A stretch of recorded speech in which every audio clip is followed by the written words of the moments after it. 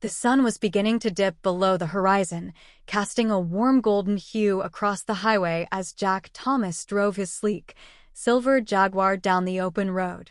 The hum of the engine was a comforting sound, the kind that told you everything was going perfectly.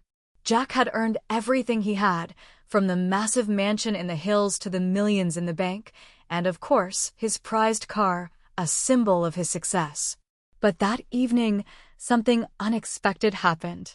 As Jack sped down the deserted road, a sharp jolt suddenly shook the car. His stomach lurched. He glanced at the dashboard.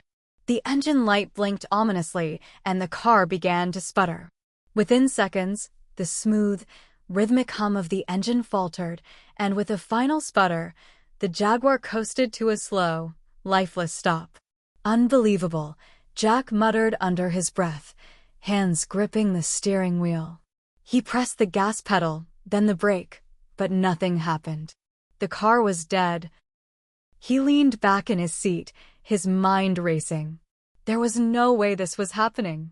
This was his top-of-the-line car, the kind that didn't just break down on the side of the road. He'd been driving for years without issue.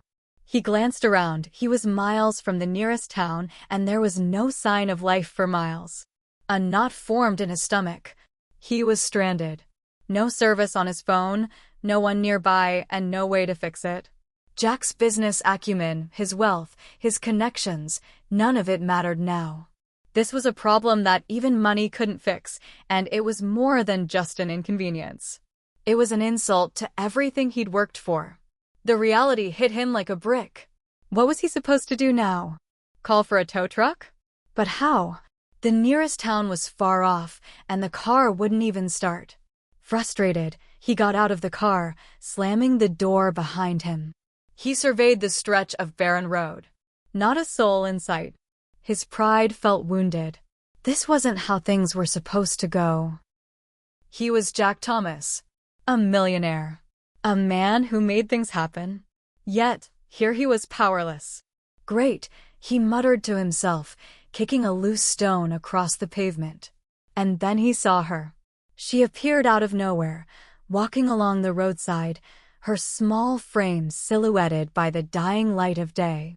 At first glance, she looked like any other kid, maybe 10 or 11 years old, wearing a faded pair of jeans and a pink hoodie. She didn't seem at all concerned about the remote location or the fact that she was walking alone. Jack frowned. What was a kid doing out here all by herself? He opened his mouth to call out, but she beat him to it. "Your car's broken, isn't it?" she asked, her voice calm, almost certain. Jack blinked in disbelief. "How do you know that?" he asked, his tone edged with surprise. She walked over, unbothered by the question. "I can fix it. You don't need to call anyone. I'll do it." Jack didn't know whether to laugh or feel insulted. "You? You're going to fix my car?" His voice held more sarcasm than he intended. The girl nodded confidently. "Yep. I know what I'm doing. It's a simple problem. Just need a couple tools." Jack looked her over skeptically. What was she, some kind of genius mechanic in disguise? He'd seen enough to know that this wasn't something a kid could just fix. His Jaguar was a masterpiece of engineering, not something to be tinkered with by a random child. "Kid, I'm not sure you realize what you're dealing with," Jack began, but before he could finish, she interrupted. "I do. You're lucky I'm here. If you wait for a tow truck, it'll take forever." "Let me help," she said, her eyes wide with a look of determination. Jack's skepticism grew, but something in the girl's unwavering gaze made him pause.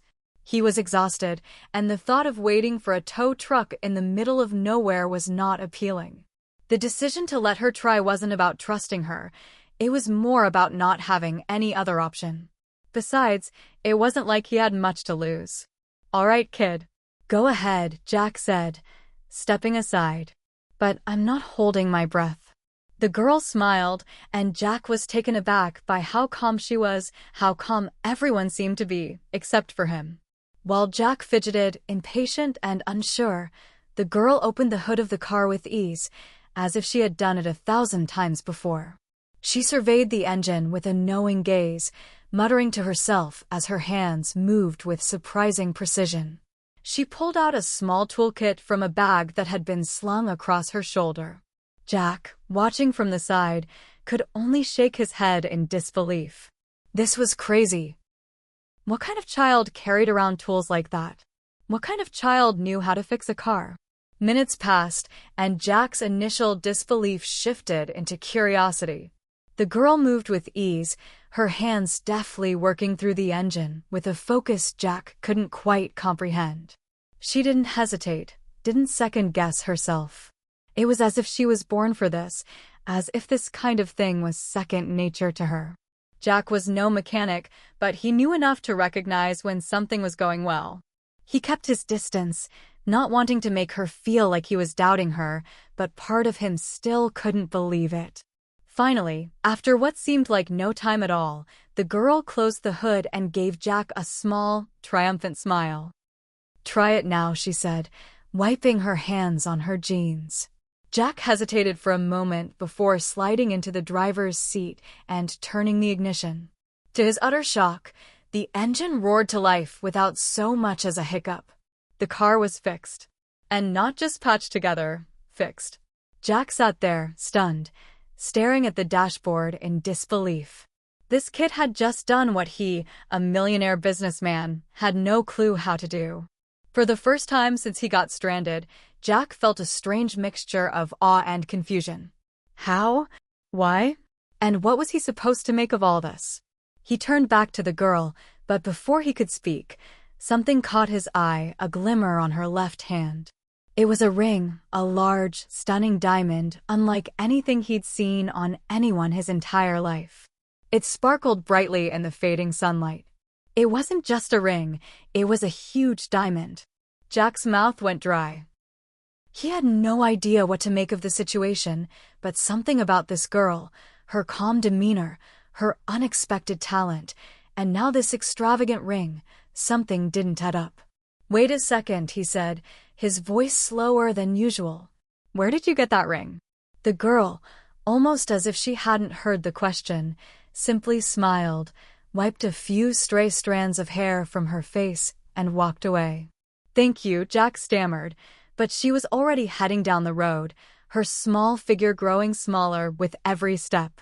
Before she disappeared from sight, Jack found himself staring at the empty stretch of highway, still processing everything that had just happened. What was the deal with that ring? And who exactly was this little girl?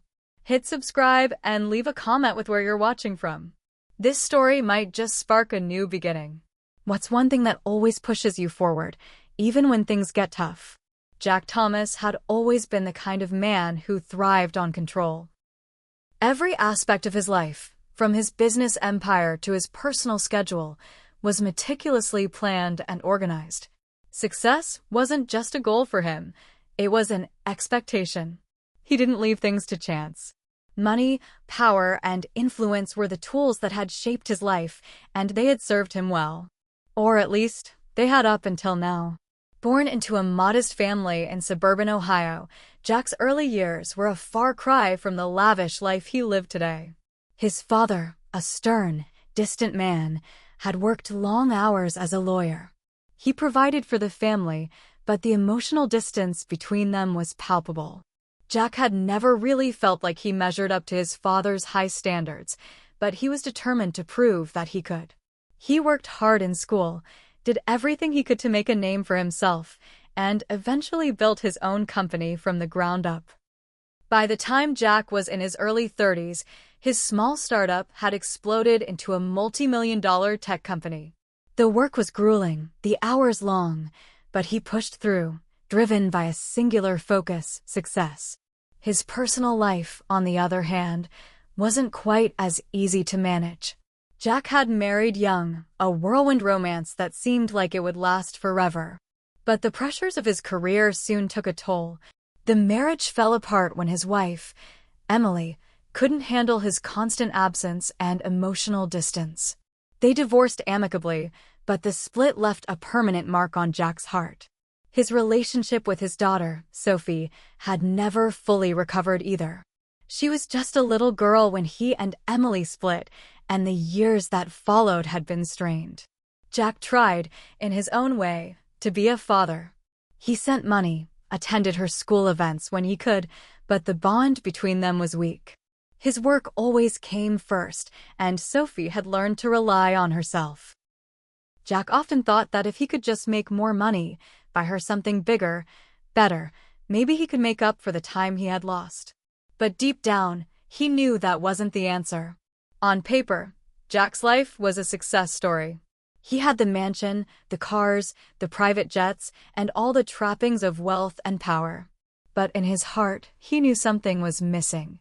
Money couldn't fix everything, and it certainly couldn't fill the empty space he felt when he was alone in his huge, empty house.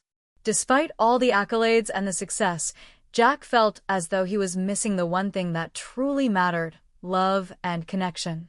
That's why the moment on the side of the road had unsettled him so much. He'd always been the one fixing things, solving problems. When the Jaguar had broken down, Jack didn't know what to do.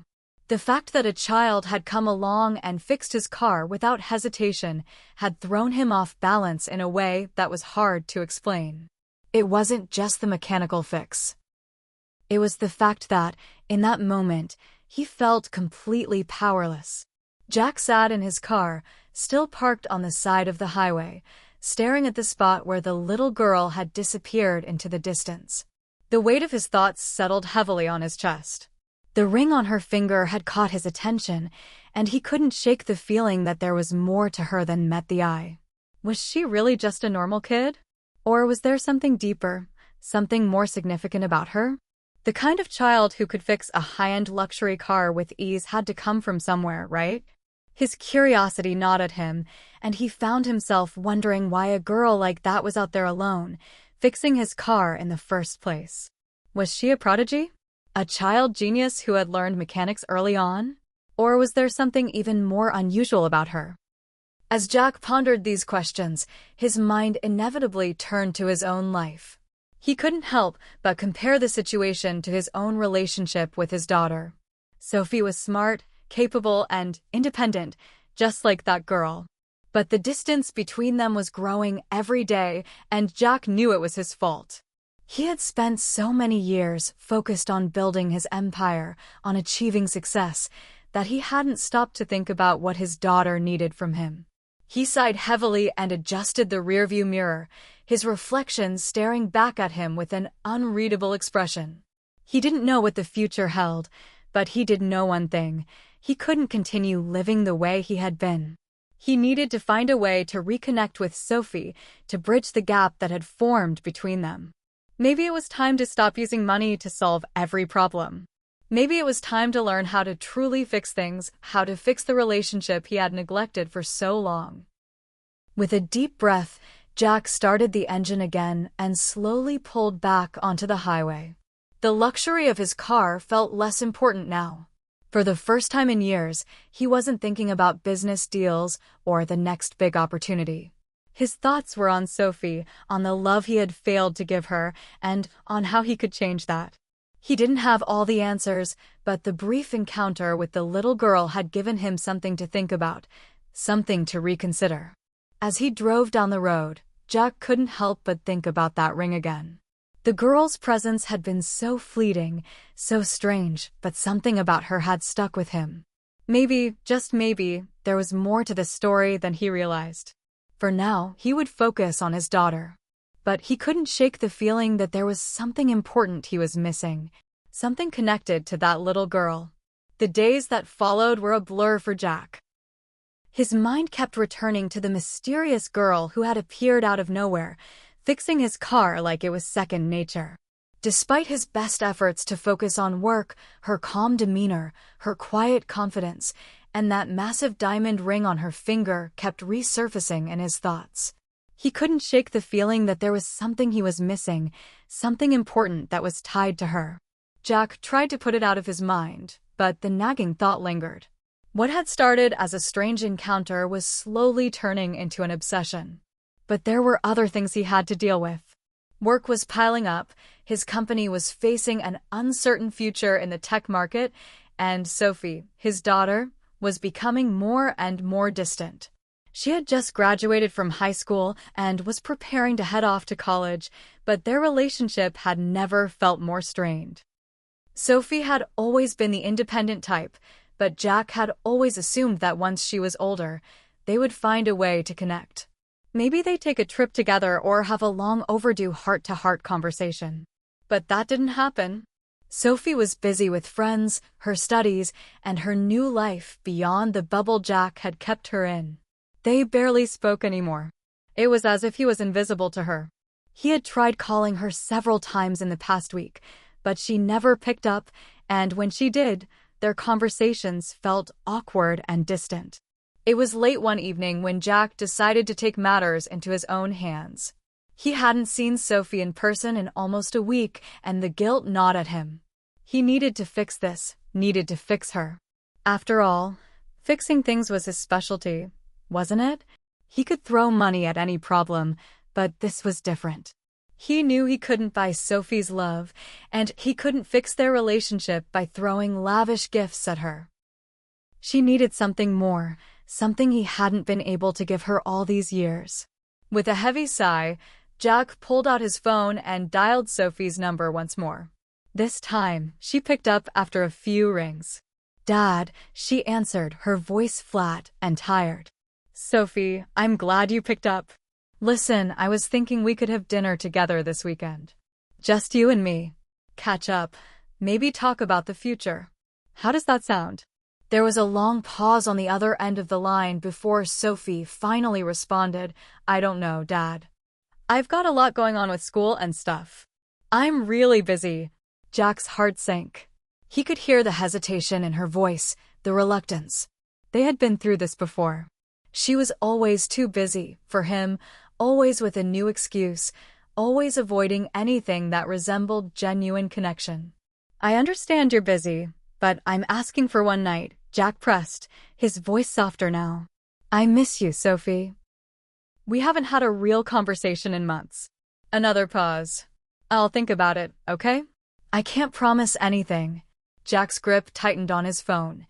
"All right, I'll give you some space. Just think about it, please." He hung up the phone, frustration building inside of him. He was losing her. He could feel it more than ever now. Sophie was slipping away, and he had no idea how to get her back. What had he missed? How had he become this distant, this irrelevant in her life? His thoughts drifted back to the girl on the side of the road, the one who had fixed his car so effortlessly. She had been so self-assured, so confident. He couldn't stop wondering where she had learned all that. Was she some kind of prodigy? Or was it something else? Something deeper? He felt this nagging pull, this inexplicable need to know more about her. The girl had come into his life at just the right moment, and that feeling hadn't faded. She had taught him something without even knowing it. Not all problems could be solved with money.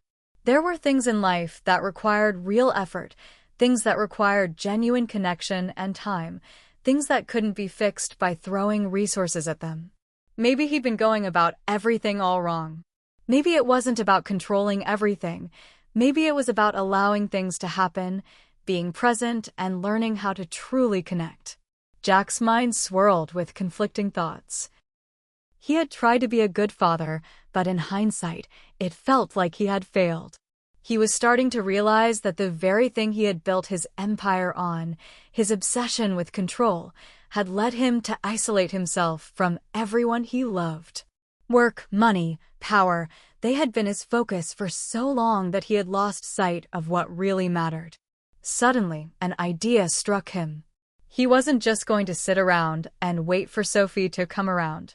He wasn't going to let her slip through his fingers. He was going to fix things, really fix things, starting with a gesture that wasn't about money or grandiosity. He was going to show Sophie that he could be the father she needed, not just the provider he had always been. But how? That's when the thought of the girl on the side of the road came back to him. Maybe, just maybe, she could help him. She seemed to know things that no one else did. Maybe she had answers, wisdom that could guide him in ways he hadn't even considered. The very idea of it was ridiculous. Why would a little girl, someone he had just met, be the key to fixing his fractured relationship with his daughter. But Jack was desperate. And sometimes, desperate times called for desperate measures.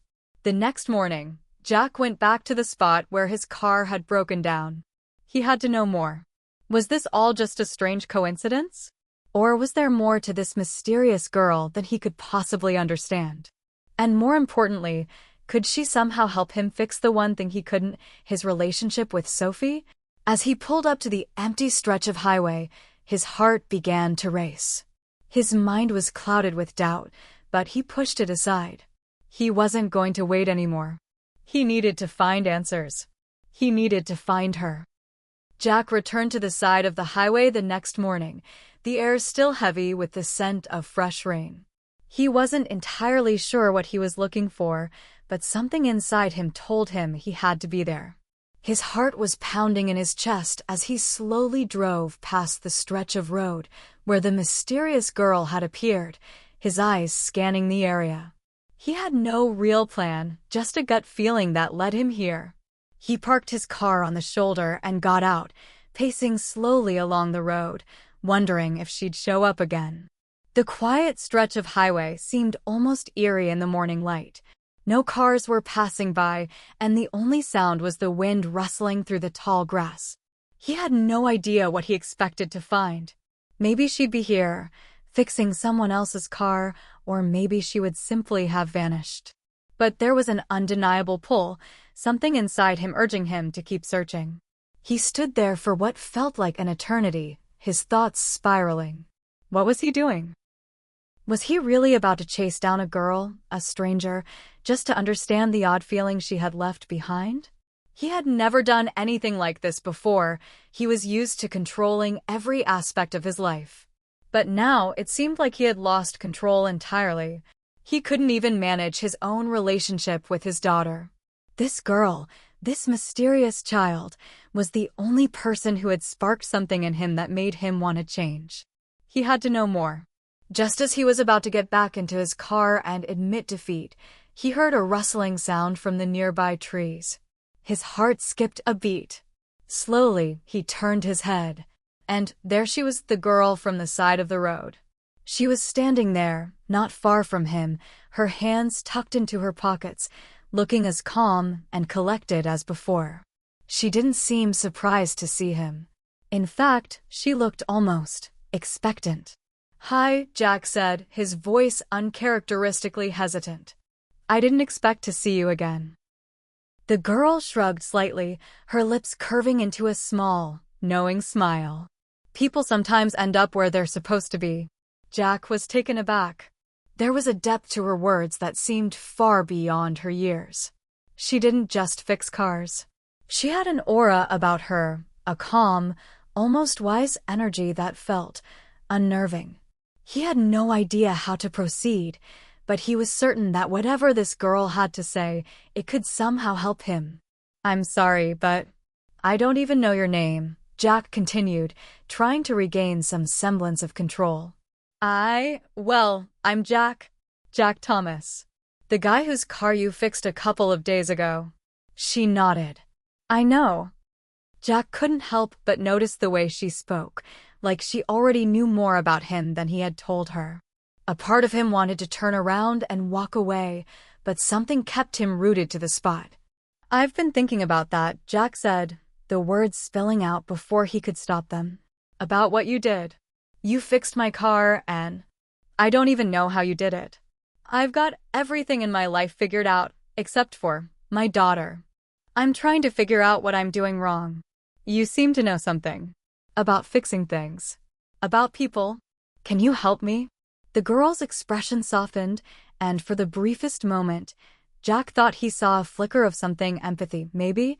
Understanding? It was as if she knew exactly what he was going through, even though she was just a child. "You're looking in the wrong place, Mr. Thomas," she said, her voice quiet but firm. "You can't fix things the way you think you can." Jack's brow furrowed. "What do you mean?" The girl took a step forward, her eyes meeting his with an intensity that felt almost overwhelming. "You're trying to fix something that can't be fixed with money or control. The more you try to hold on, the more it slips away. You have to learn to let go. Jack felt a pang in his chest at her words. It was as if she could see into his very soul, laying bare everything he had been too afraid to admit to himself. The pain of his failing relationship with Sophie, his inability to truly connect with anyone despite his wealth, it was all there, laid bare in front of this girl who barely seemed older than 10. He opened his mouth to respond, but before he could say anything, the girl spoke again, her voice quiet but filled with certainty. Sometimes, what you need isn't a solution. It's understanding. Sometimes you have to realize that things have changed, and you can't just fix them by throwing money at them or controlling every little thing. You have to meet people where they are, not where you want them to be. Jack felt his throat tighten. He had spent so many years trying to fix everything with his wealth, trying to control the outcome of every situation. He had been blind to the fact that, in doing so, he had pushed away the people who mattered most to him. "You've got to let her go," the girl said, her words cutting through the fog in Jack's mind like a knife. "Give her space. And if she comes back to you, it will be because she wants to, not because you've forced her into it." Jack stared at her, stunned. There was an almost mystical quality to her presence, an otherworldly calm that left him feeling both exposed and strangely comforted. How could this child understand so much? How could she know the pain he was carrying? But then, just as quickly as she had appeared, the girl turned and started walking away. "Wait," Jack called out, a desperate edge to his voice. "How do you know all this?" She didn't turn around.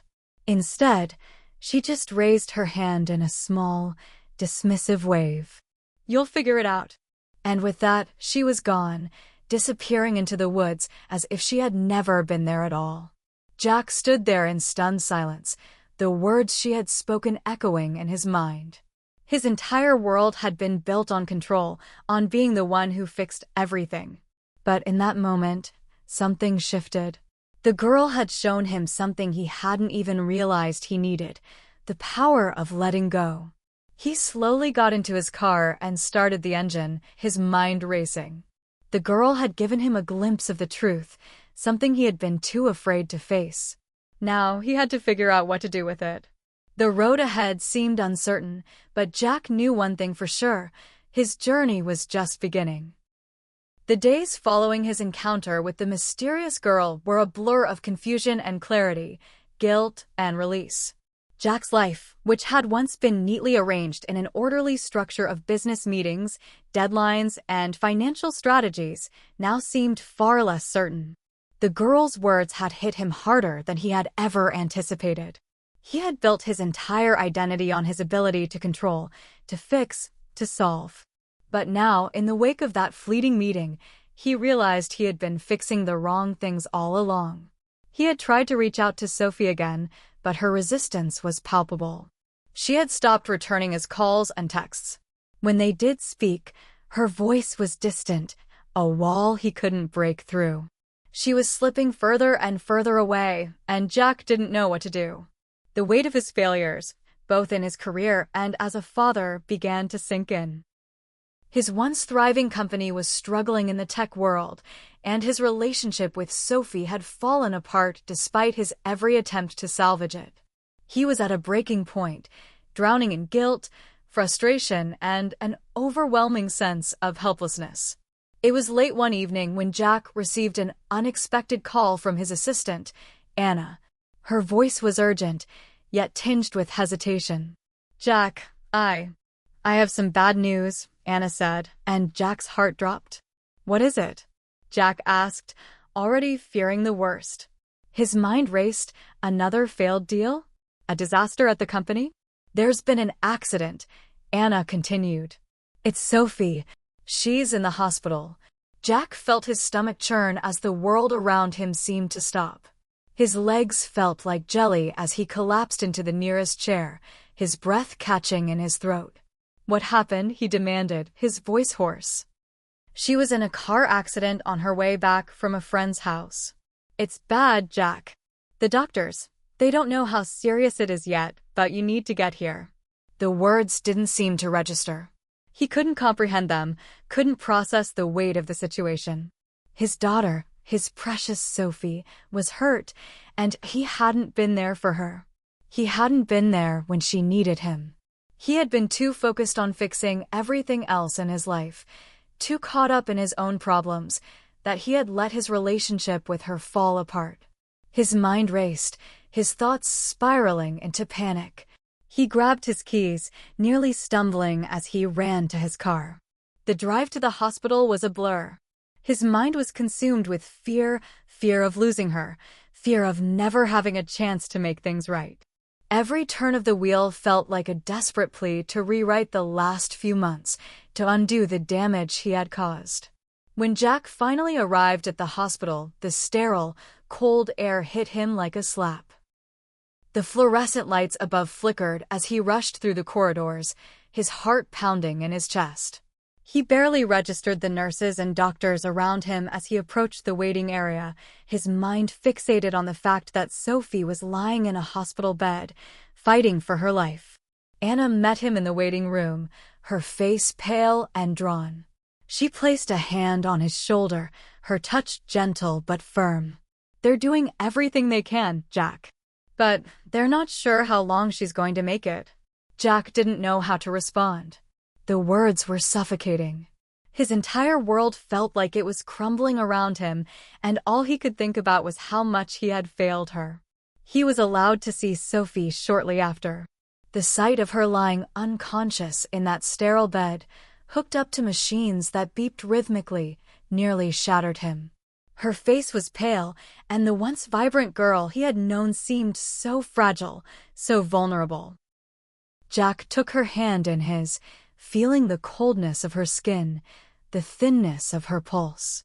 Tears filled his eyes as he looked at her, realizing just how much he had taken for granted. He had been so focused on the idea of fixing her, of controlling everything in his life, that he had failed to see the girl in front of him, the daughter who had needed his love and support, not his expectations. "Sophie," he whispered, his voice breaking. "I'm so sorry. I've messed up. I've failed you in so many ways. Please, please don't leave me."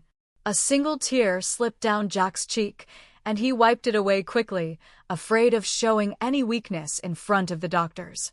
But he couldn't stop himself. The fear, the guilt, and the overwhelming regret all seemed to collide in that moment, and he felt utterly powerless. He had always prided himself on being strong, on having control over everything in his life. But here, in this sterile hospital room, he was a broken man. Helpless, terrified, and desperate for a second chance. The doctor entered the room quietly, and Jack stood up immediately, his heart racing again. "How is she?" he asked, his voice shaking. The doctor gave him a somber look. "She's stable for now, but it's too soon to tell. We need to wait and see how she responds to treatment. The next 48 hours are critical." Jack nodded, feeling the weight of his words pressing down on him. The next 48 hours. That was all he had. And it was all he could think about, the time he had wasted, the moments he had lost, and the things he could never take back. As the doctor left the room, Jack stood over Sophie, his thoughts racing. What could he do now? He had always believed that everything could be fixed. He could buy things, he could control situations, he could work his way out of anything. But this was different. He couldn't buy his way out of this. He couldn't control this. What he needed to do was simple, yet so hard. He needed to be there for her. He didn't need to fix anything anymore. He just needed to be present, to love her without expectation, to accept her for who she was. Jack sat down beside her, taking her hand in his once more. He didn't know what the future held. He didn't know if she would wake up or if she would ever forgive him for all the years of neglect. But for the first time in a long time, Jack felt like he finally understood what it meant to truly care for someone. It wasn't about fixing things. It was about showing up when it mattered. As he sat there in the sterile, quiet room, he made a vow to himself. He would no longer waste time. No more trying to fix everything. It was time to rebuild, Not with money or control, but with the one thing that mattered most: love. Hit subscribe and leave a comment with where you're watching from. This story might just spark a new beginning. What's one thing that always pushes you forward, even when things get tough? The hospital room was eerily quiet, the steady beep of Sophie's heart monitor the only sound that filled the air. Jack had spent every moment by her side since the accident, barely leaving the room, his eyes never straying from her pale face. He was exhausted, his mind numb, but he refused to leave. Every time the doctors came in, every time a nurse adjusted her or checked her vitals, he was there. He wasn't going to miss a single second. He owed her that much. The hours stretched into days. Sophie remained unconscious, her body slowly recovering from the trauma. Jack spent most of his time sitting by her side, his thoughts running in endless circles. How could he have let it get this far? How could he have neglected her, focusing so much on his work, on his money, on everything except the one thing that truly mattered: his family? But as the days passed, Jack began to realize something. It wasn't too late. There was still time. He didn't know if Sophie would forgive him, or if their relationship could ever return to what it once was, but he knew one thing for sure: he wasn't going to waste another moment. Late on the third night, as he sat in the same chair by Sophie's bed, a soft sound reached his ears. It was faint, almost imperceptible, but it was there. A soft groan. His heart skipped a beat, and he leaned forward, his eyes locking onto his daughter's face. He saw her eyelids flutter, and then, after what seemed like an eternity, she slowly opened her eyes. "Sophie?" Jack's voice was a whisper, full of both relief and fear. Her eyes blinked several times, adjusting to the light, and then she turned her head slightly toward him. Her voice was weak, but clear enough to make Jack's heart race. "Dad." A flood of emotion swept over Jack as he took her hand in his. He could feel the warmth of her skin against his, and it felt like a lifeline. "Sophie, I'm here. I'm right here." Tears welled up in his eyes as he looked down at her, trying to find the right words. For the first time in so long, he didn't feel the need to fix everything, to have a plan, to be in control. He simply needed to be present. "I'm so sorry, Sophie," Jack said, his voice breaking. "I've been a terrible father. I've spent all this time trying to control everything, trying to fix things that didn't need fixing. I've ignored you, and I've hurt you. But I'm here now. I'm going to make it right. I swear it." Sophie's eyes flickered, and for a brief moment, Jack thought she might say something, but instead, she just squeezed his hand weakly. She didn't speak, but her gaze held a softness, a quiet understanding that made Jack's heart ache even more. She didn't need him to say all the right things. She didn't need grand gestures. She just needed him to be there, and that was something he hadn't understood until now. The following days passed with a sense of cautious optimism. Sophie's recovery was slow, but she made steady progress. Jack spent every waking moment by her side, helping her through the pain, comforting her when the nightmares would start, and simply being the father she needed. For the first time in a long while, Jack was fully present, and it felt like a weight had been lifted from his shoulders. It wasn't easy, but every moment was worth it. One morning, as Jack sat by her bed, holding her hand and watching her slowly sip from a cup of water, Sophie broke the silence. "Dad," she said, her voice still weak but stronger than before. "I've been thinking." Jack looked at her, his heart in his throat. He hadn't expected her to speak so soon, and certainly not with such a tone. "What is it, sweetheart?" Sophie hesitated for a moment before continuing. "I know you've been busy. I know you've been working hard and trying to make everything perfect for us. But I need you, Dad. Not your money, not your cars. I just need you." Jack felt a sharp pang in his chest. The guilt he had carried for so long returned, but this time, it was different. This time, it was tempered with a newfound understanding. Sophie wasn't angry with him. She didn't want him to fix things. She just wanted him, And for the first time, Jack realized that he had been looking for the wrong things all along. "I know, Sophie," he whispered, squeezing her hand gently.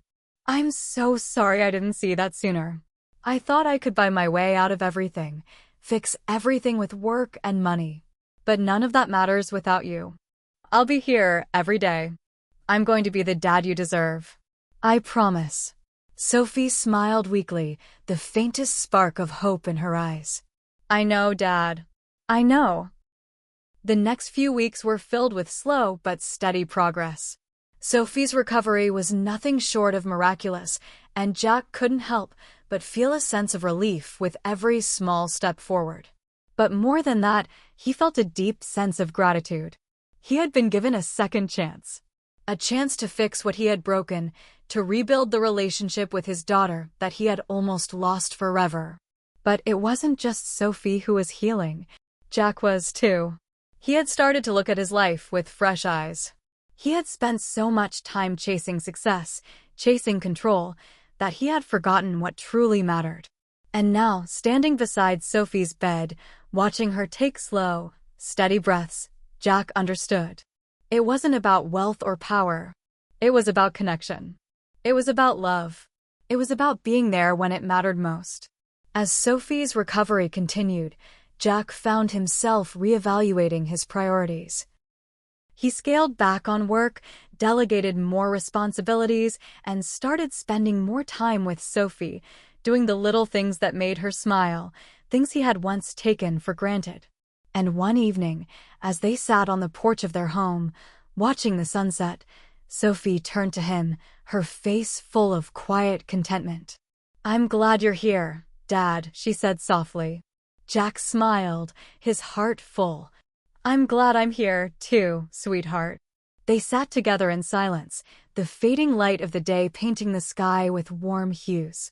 In that moment, Jack realized something that he would carry with him forever. The journey to fixing what was broken wasn't about control. It was about presence, love, and showing up no matter how hard it was.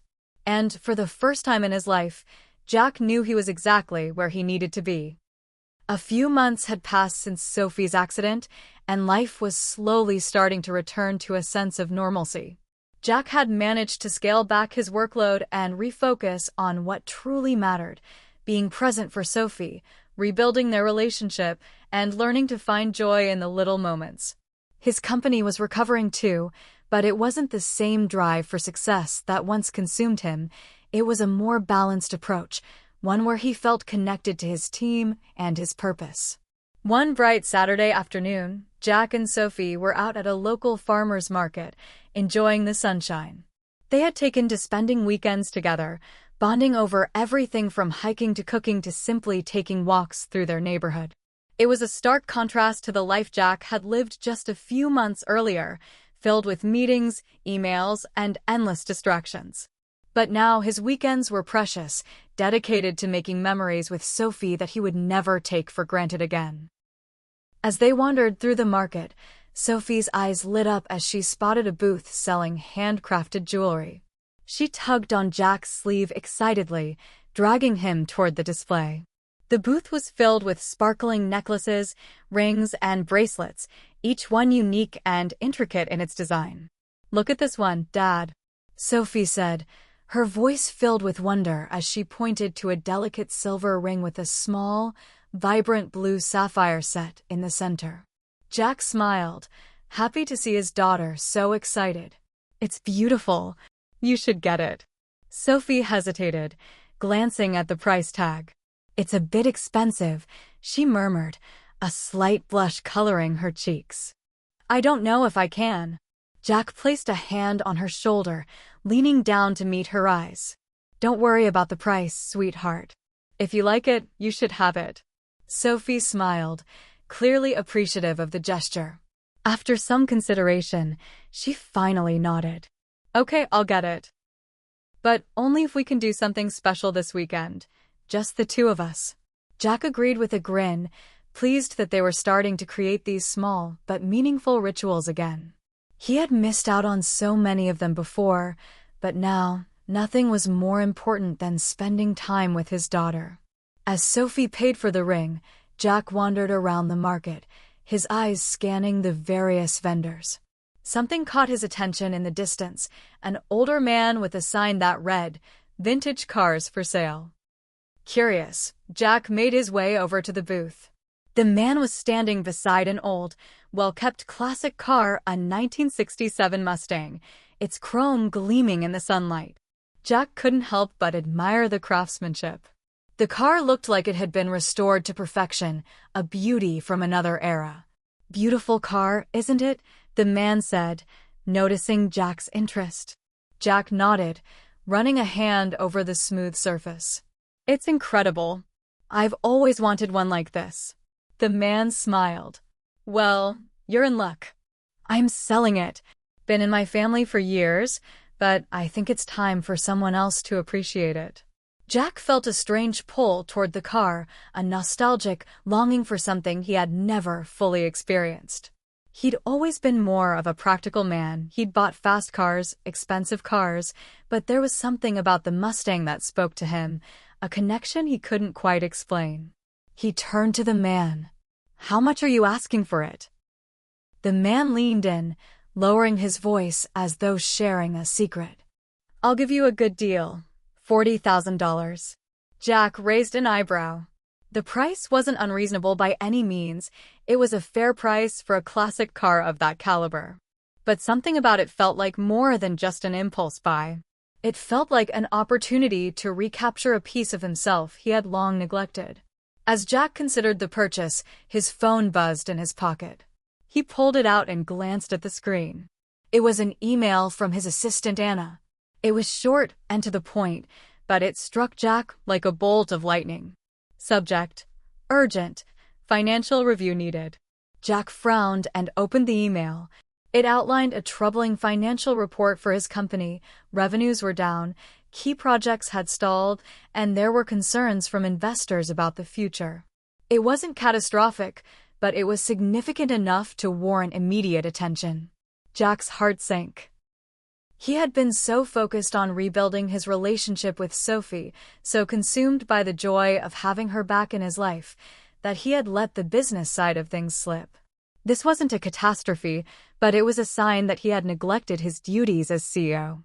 The reality of his situation, of trying to balance his personal and professional life, was suddenly staring him in the face. His mind raced as he looked back at the classic car. The decision was no longer just about buying something he wanted. It had become a reflection of his entire life. Should he continue to indulge in luxuries that meant little in the grand scheme of things?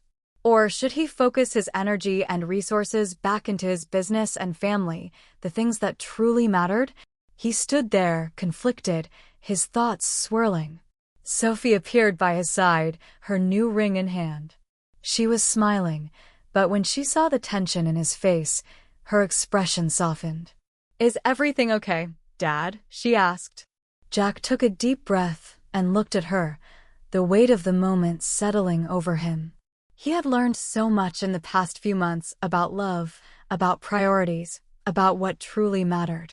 And standing here, looking at the beautiful Mustang and holding Sophie's hand, he realized that life wasn't about chasing fleeting pleasures or trying to fix everything. It was about balance. It was about choosing the right moments to invest in the things that would last. "I think I've been making the wrong choices lately, Sophie," Jack said slowly, looking down at her. "I've been chasing things that don't matter. But I want to do better. I want to be the father you deserve. And I want to be the leader my company deserves. So I'm going to focus on that. On the things that will really make a difference." Sophie smiled at him, her eyes filled with understanding. "I'm proud of you, Dad. I really am." Jack felt a sense of peace wash over him, knowing that his daughter was proud of him. That, above all else, was what mattered. He turned back to the car and shook his head, the decision made. He didn't need the Mustang. He didn't need any of the luxuries he had once sought. He just needed to be there for Sophie, to be present in their lives, and to rebuild what he had lost. "I think I'm going to pass on the car," Jack said to the man. "But thank you." The man gave him a knowing look, and Jack smiled. With Sophie by his side, he didn't need any more distractions. He had found his true direction, and it wasn't in material things. It was in love, family, and the quiet moments of connection that made life truly worthwhile. As they walked away from the booth, Jack's phone buzzed again, but this time, he didn't feel the rush to answer it. He had made his decision. For the first time in a long time, he felt like he was exactly where he needed to be. As the weeks continued to pass, Jack found himself settling into a new rhythm. The financial challenges that had surfaced at the company were real, but they weren't as insurmountable as he had initially feared. With Sophie's full recovery and the clarity he had gained about his priorities, he was able to refocus on the business in a more thoughtful way. He had always prided himself on his ability to lead with logic and precision, but now he understood that the human element, his team, his relationships, and his connection with his daughter, was just as important as any bottom line. Jack wasn't just leading a company anymore, he was leading a family. And that realization changed everything. Sophie had been the catalyst for this transformation. Her accident had shaken him to his core, but it had also given him the opportunity to reevaluate his life and his purpose. She had always been his daughter, of course, but now she was his greatest teacher.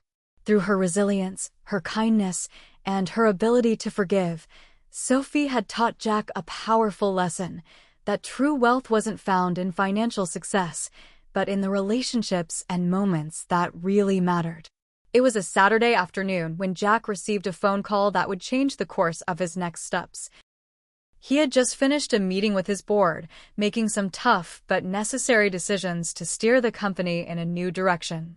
He had taken the advice of his trusted CFO and began reshaping the company's structure, giving more attention to innovation and sustainability. It was a gamble, but Jack felt it was the right one.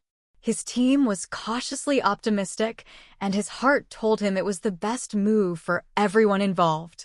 But now, there was a new opportunity on the table, one that came unexpectedly through an old friend. Jack answered the phone, his eyes scanning the skyline of his city as he leaned against the window. "Jack, it's Tom. Have you been?" Tom. Jack's old college friend, a man with a reputation for being both ruthless and brilliant in the business world. They had worked together on several ventures in the past, but their paths had diverged years ago. Tom had built a global empire, and Jack had focused on his own companies. They had kept in touch over the years, but their conversations were often brief and centered on business matters. "Hey, Tom. I've been good, thanks. What's up?" Jack replied, his curiosity piqued by the tone in Tom's voice. "I've got an opportunity one think you'll want to hear about," Tom said. "I know you've been scaling things back, but I've got this new project, something big. It's a tech startup, cutting edge. A chance to make a real difference in the world. I'm bringing in a team of high-level investors, and I want you to be part of it." Jack paused, the weight of the decision already beginning to settle in. He hadn't been looking for a new project, and certainly not one of this magnitude. His focus had been on rebuilding his company, on being a present father to Sophie, on creating balance in his life. But Tom had always been persuasive, and the idea of making a real difference, it was tempting. "I'm not sure, Tom," Jack said slowly, turning away from the window. "I've got a lot on my plate right now. I'm not really looking to jump into anything new." Tom didn't hesitate. "I get it, Jack. I really do. But this could change everything for you. And for Sophie. You've been focusing on what matters most, right? Well, this is your chance to do something big, something that will have a lasting impact. Think about it." Jack felt a tightening in his chest. Tom's words weren't just business jargon. There was a passion in his voice that Jack couldn't ignore. And for a moment, he felt the familiar pull, the old desire to build something monumental, something that could leave a legacy. But then, just as quickly, Sophie's face flashed in his mind. He could see her laughing, her smile bright and carefree. He thought of the evenings they spent cooking together, the weekends hiking, the quiet nights at home. He thought of the commitment he had made to be present for her, to stop chasing empty goals, to give her the father she deserved. "No, Tom. I've made my choice," Jack said firmly. "I've learned some important lessons over the past few months, and I'm not going to risk losing sight of what really matters again. I appreciate the offer, but I'm passing on this one." There was a long silence on the other end of the line. Jack could practically hear Tom's thoughts racing. He knew Tom didn't take rejection easily. Finally, Tom spoke, his voice quieter than before. "You're making a mistake, Jack. But I respect your decision. Just know that if you change your mind, I'm always here." "Thanks, Tom," Jack replied, feeling a sense of peace settle over him. "I think I'm exactly where I need to be." As Jack hung up the phone, he felt a surge of clarity. He had done the right thing. He didn't need a new venture or a tech startup to prove himself.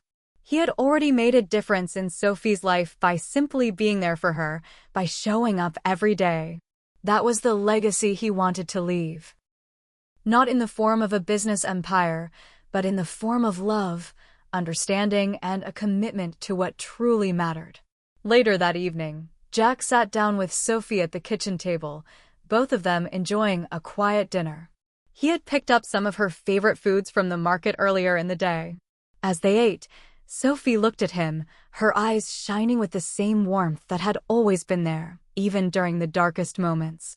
"Dad, I'm really proud of you," she said softly, breaking the silence. "I know it's been hard, but you're really trying, and I can see it." Jack smiled, his heart swelling with gratitude. "Thanks, sweetheart. That means more to me than you'll ever know." They continued to eat, the conversation flowing easily between them. For the first time in a long while, Jack felt like he was exactly where he needed to be, not chasing after something he didn't need, but embracing the life he had. A life with Sophie, a life filled with meaning and purpose, and a life that wasn't defined by anything other than love. As the evening drew to a close, Jack realized that the road ahead wasn't about grand gestures or big risks. It was about the everyday moments, spending time with Sophie, being present, and continuing to grow as a person and a father. And with that realization, Jack felt an overwhelming sense of peace. The future was uncertain, but for the first time in a long time, he knew he was ready for whatever came next. It was a quiet Monday morning when Jack finally decided to stop running. The house was still, sunlight filtering through the large windows that once seemed like trophies of a life built on ambition. Now, the stillness wasn't just about peace, it was about reckoning. He sat in the corner of his study, a leather-bound notebook open on the desk in front of him. The same notebook he used years ago to jot down big ideas and startup goals now bore a new title in ink across the top of the page, "Things I Can't Ignore Anymore." He stared at the blank lines for several minutes, unsure of where to begin. But eventually, the words came. "I wasn't there when Sophie needed me the most." Writing it down made it real, made it undeniable. He had hidden behind work, behind projects, behind the illusion that providing money was the same as showing up. But no amount of success could rewrite what had happened. The truth was cold and heavy, but Jack wasn't afraid of it anymore. The past few months had softened something inside him. Sophie's near-death experience, the way Lily had fixed his car with nothing but grace and grit, the feeling of emptiness when all the accolades in the world couldn't mend a broken bond, it had cracked through his armor. Now he was ready to face the mirror and not flinch. Later that day, Jack called a company-wide meeting. It wasn't a scheduled event, and when his assistant announced it to the team, there were confused murmurs. Employees speculated, was he stepping down? Selling? Launching something new? Jack stood at the front of the conference room, his shoulders squared, but his expression softer than many had ever seen. Gone was the sharp-edged executive who barked orders. In his place was a man humbled by loss and awakening. "I've been doing a lot of thinking," Jack began. "And I need to be honest with all of you. For years, I built this company like it was the only thing that mattered. And in doing so, I lost sight of what really does matter: family, relationships, people. He paused, letting the weight of his words settle. I'm stepping back. Not quitting, but changing how I lead. From now on, I want this company to be about more than numbers. I want it to reflect values. People first. Community impact. Balance. If we succeed financially but fail to live meaningful lives, what are we really building? Some employees looked moved. Others confused. A few visibly annoyed. After the meeting, Jack felt a mixture of relief and uncertainty. He had spoken his truth, but now came the backlash. That afternoon, his phone buzzed with a familiar name: Ethan, his longtime business partner and friend. "You've lost your damn mind, Jack," Ethan said sharply the moment Jack answered. "You can't just throw years of growth under the bus because you had an epiphany. People are going to walk. Investors will panic." Jack kept his voice calm. "I know it's a risk, but it's one I'm willing to take." "No, it's reckless. You're turning your back on everything we built." "No," Jack said quietly. "I'm turning my face toward what matters. I built this company at the cost of my daughter's trust. I won't pay that price again." Ethan fell silent for a moment. "You're changing. This isn't the Jack I know." Jack sighed. "Maybe not. But maybe the Jack you knew wasn't the man I should have been." The call ended without resolution, and Jack sat with the lingering tension. Not everyone would understand. Some wouldn't accept the new version of him. But he couldn't live for their approval anymore. Later that evening, Jack drove out to a quiet overlook just outside the city, the place where he used to take Sophie when she was a little girl, to watch the sunset. They hadn't been there in years. He stepped out of his car, breathing in the crisp spring air, memories flooding back. He remembered her laughter, how she used to climb onto the hood of the car with a blanket and point out constellations. Back then, she didn't care that her dad ran a company. She just wanted him to be there. The truth hit Jack with sudden clarity. It wasn't just about spending more time with Sophie now, it was about making up for the time he stole from her. He couldn't change the past, but he could be honest about it and build something better from its ashes. When he returned home that night, he found Sophie sitting at the kitchen table, doing homework. She looked up and smiled, something warm and unspoken passing between them. "Hey," she said. "Hey," he replied, stepping into the kitchen. "Can we talk?" She nodded, setting her pen down. "I've been thinking about everything. About the way I let you down. And I don't expect forgiveness overnight. But I want you to know, I'm here now. Fully. No more distractions. No more chasing things that don't matter." Sophie studied him for a long moment. "I believe you," she said. "You've already started showing me that." Jack smiled, a weight lifting from his shoulders. "Thank you. That means more than you know." And then, after a pause, Sophie added quietly, "You're doing the hard stuff, Dad. Most people don't." Her words were small but profound, and they pierced through every doubt Jack had been carrying. That night, Jack wrote one more line in his notebook. "The truth hurts, but not as much as living a lie."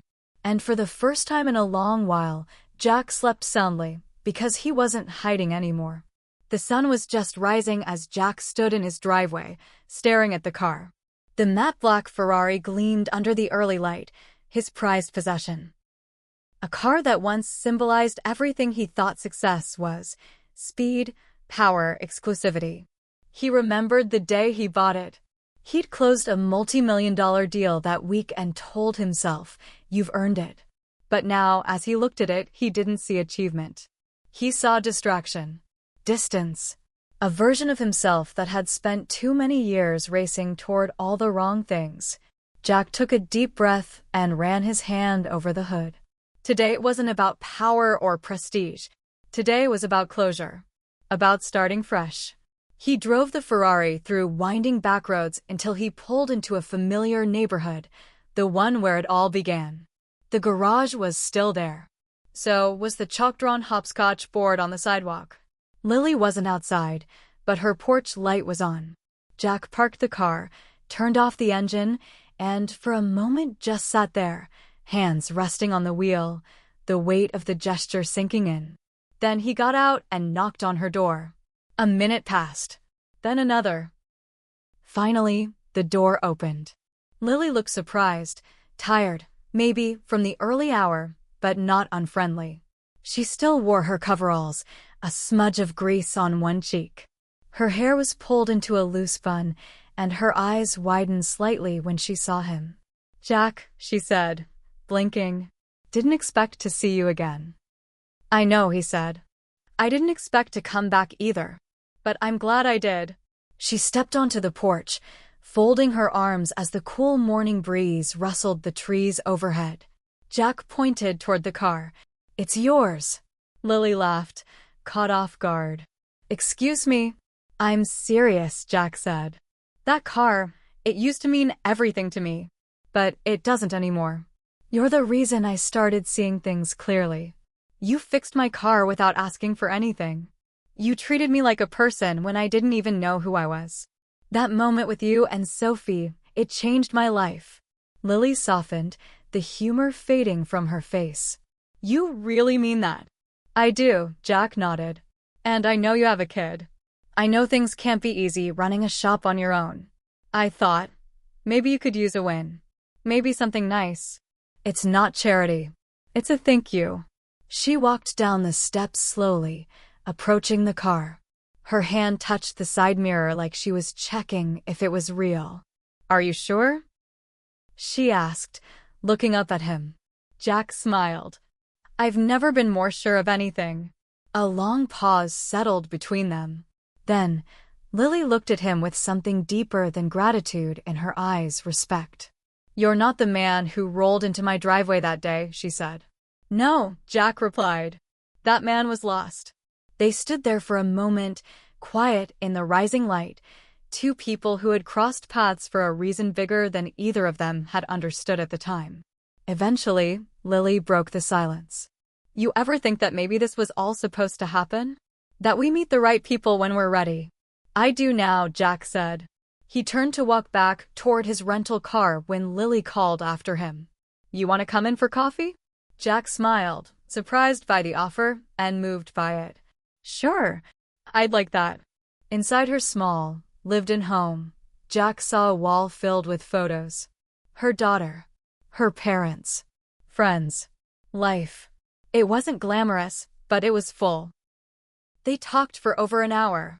About family, about work, about how hard it is to change and how good it feels when you finally do. Lily didn't lecture.